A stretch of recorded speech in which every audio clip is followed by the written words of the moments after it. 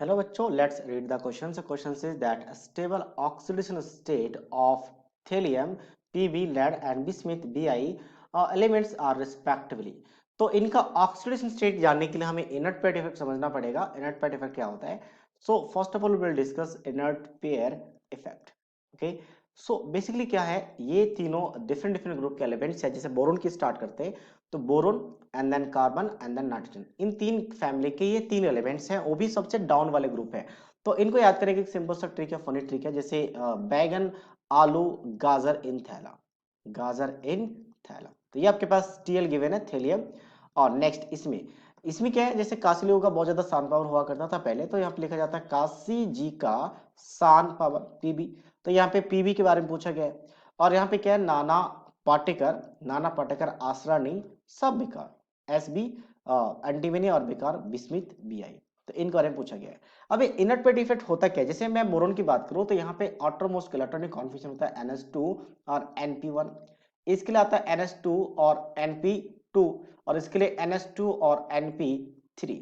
तो normally outermost में यहाँ पे 3 इलेक्ट्रॉन्स हैं, तो इनका मैक्सिमम ऑक्सीडेशन स्टेट हो सकता है +3, और इसका कितना हो सकता है +4, और इसका कितना हो सकता है +5.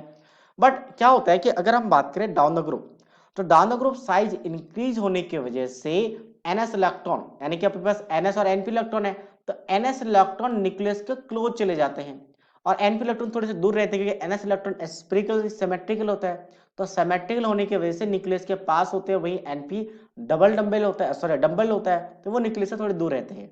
तो NS वाला इलेक्ट्रॉन क्या हो जाता है, इनर्ट हो जाता है. इनर्ट का मतलब ये पार्टिसिपेट नहीं करते बॉन्डिंग में. अगर ये पार्टिसिपेट नहीं करेंगे, किस केस में, जब हम ग्रुप में डाउन द ग्रुप जाते हैं, जैसे थेलियम की बात करें, बिस्मिथ की बात करें, या लेड की बात करें, या फिर हम यहां तक भी ले सकते हैं, इनके भी ले सकते हैं. तो इस केस में जो NS वाला इलेक्ट्रॉन होता है, ये इलेक्ट्रॉन क्या होता है, इनर्ट हो जाता है. इसे कहते हैं इनर्ट पेयर्ड इफेक्ट, यानी दो इलेक्ट्रॉन से पेयर्ड हैं, वो इनर्ट बन जाते हैं. तो अब सोचो, एक ही इलेक्ट्रॉन है आउटरमोस्ट में जो पार्टिसिपेट कर सकते थे, इसका ऑक्सीडेशन स्टेट हो जाता है +1. इसकी बात करें तो कितना आ जाएगा, दो इलेक्ट्रॉन से तो +2, और इसकी बात करें तो +3. तो इसे कहते हैं लोअर ऑक्सीडेशन स्टेट. तो डाउन द ग्रुप यानी top to bottom, lower oxidation state का स्टेबिलिटी क्या करती है, इंक्रीज करती है. लोअर ऑक्सीडेशन स्टेट स्टेबिलिटी क्या करती है, आपका इंक्रीज करती है.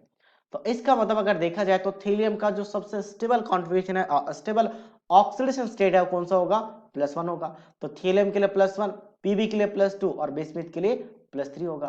तो इसका मतलब क्या आ गया, आपका +1 +2 +3 रिस्पेक्टिवली आ जाएगा, जो कि ऑप्शन नंबर फर्स्ट के साथ मैच कर रहा है. That means option A is the right answer of this question.